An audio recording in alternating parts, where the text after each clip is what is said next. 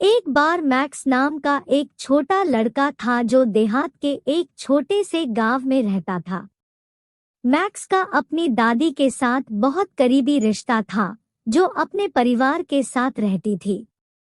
Max की दादी उसे अपनी युवावस्था के किस्से सुनाती थी और वह विस्मय भरी आंखों से सुनता था। एक दिन मैक्स की दादी बीमार पड़ गई। मैक्स उसे पीड़ित देखने के लिए तबाह हो गया था और वह किसी भी तरह से उनकी मदद करने के लिए बेताब था। वह अपने दिन अपने बिस्तर के किनारे बैठकर बिताता था, उनका हाथ पकड़ता था और उसे आराम करने की कोशिश करता था। हालांकि जैसे जैसे दिन बीतते गए, उनकी दादी की हालत बिगड़ती गई और परिवार को पता था कि अंत निकट था। अपनी दादी की मृत्यु के दिन मैक्स असंगत था। उसे लगा जैसे उसने खुद का एक टुकड़ा खो दिया है और कुछ भी नहीं भर सकता है।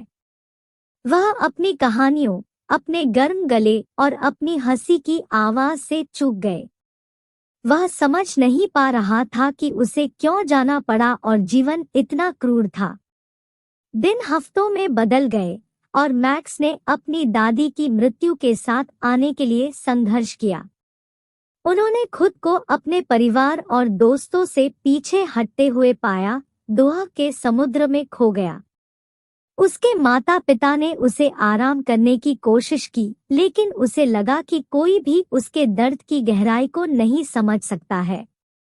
एक शाम, जैसा कि मैक्स अपने बेडरूम की खिड़की से बैठा था, उसने आकाश में एक शूटिंग स्टार लकीर देखी।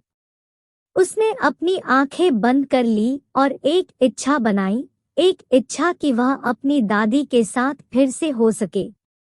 अपने आश्चर्य के लिए उसने अपने चेहरे पर एक कोमल हवा महसूस की और जब उसने अपनी आंखें खोली तो उसने अपनी दादी को मुस्कुराते हुए देखा।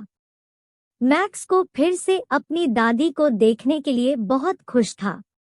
उन्होंने एक दूसरे को कसकर गले लगाया और मैक्स ने उसे गर्मजोशी से महसूस किया और प्यार उसे घेर लिया।